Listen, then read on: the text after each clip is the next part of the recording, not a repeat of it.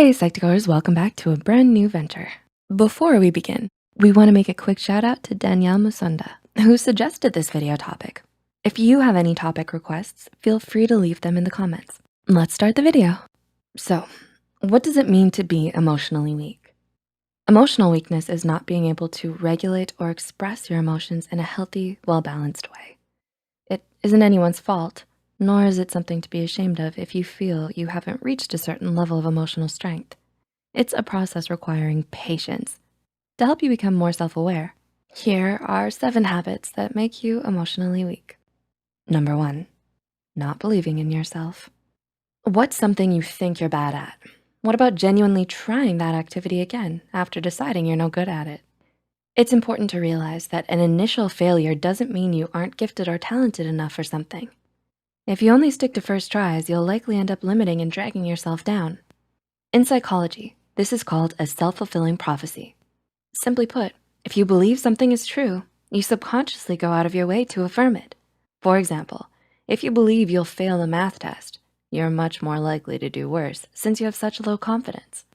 What this means is not having faith in yourself makes you both emotionally weak and it makes you perform worse, so watch out. Number 2, not taking care of yourself. Do you struggle with taking breaks when needed?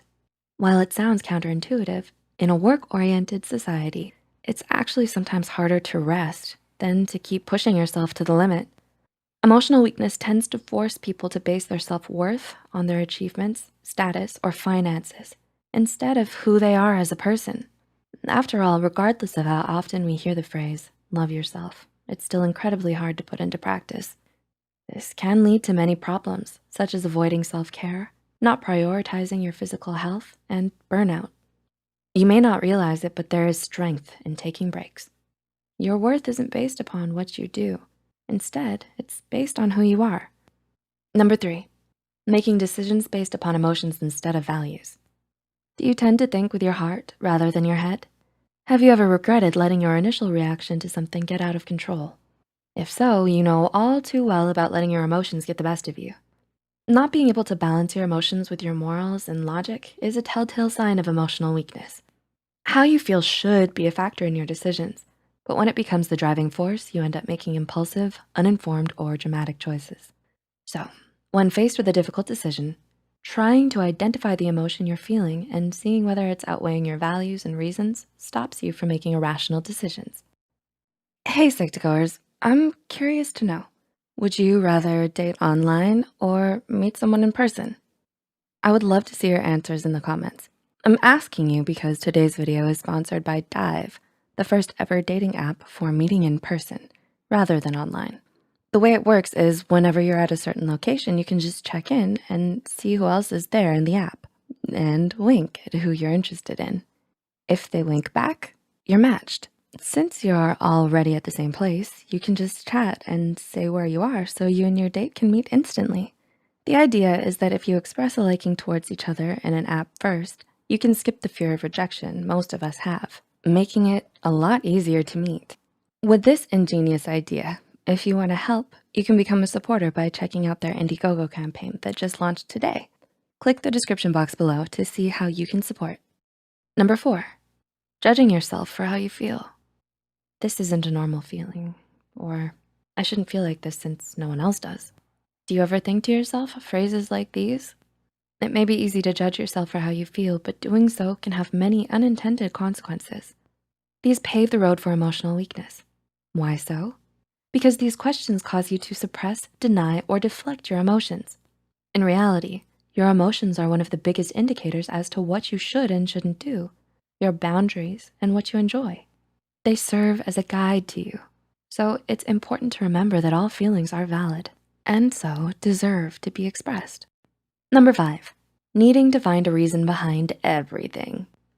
Do you believe in the phrase, everything happens for a reason? It isn't prudent to hold it accountable for everything that occurs. Trying to find reason in everything may end up making you emotionally weaker. This is because you end up spending more time overthinking and analyzing whenever something that you can't explain or rationalize happens. It takes the focus away from taking action and looking for ways to cope. A huge sign of emotional strength is being able to recognize and accept situations as they occur and making the best of them. Number 6, trying to control and plan everything. Do you have your whole life mapped out? Have you planned exactly what career you want, if you'll get married, if you want kids, and more? While making a timeline is a great way to get a general idea of what you want in life, almost nothing goes according to plan. If you become too set on one path, you could become closed-minded and miss many opportunities simply because you weren't looking. You may also end up becoming less emotionally flexible, meaning if anything goes wrong, you're more likely to fall apart than adapt. Finally, similar to needing to find a reason behind everything, you could spend more time preparing than actually doing. The bottom line is, a key part of emotional strength is accepting you can't foresee everything, no matter how scary that sounds. And number 7, letting others control you. Have you ever purchased something just because it was popular? Being able to stand out from the crowd and be yourself is a huge sign of emotional strength. On the other hand, when you let others influence you, you might prioritize their needs over your own and end up making choices that don't actually benefit you. Others could recognize this emotional weakness and try to take advantage of you. So while it might be hard, it's important to remember that your wants and needs are ultimately the most important factor in your life. Emotional weakness isn't something to be ashamed of. It takes time, energy, and experience to become emotionally stronger. So don't be too hard on yourself if you're not there yet. The most important thing is to remember to be patient and kind to yourself as you continue to emotionally grow and mature. Were you aware of these habits?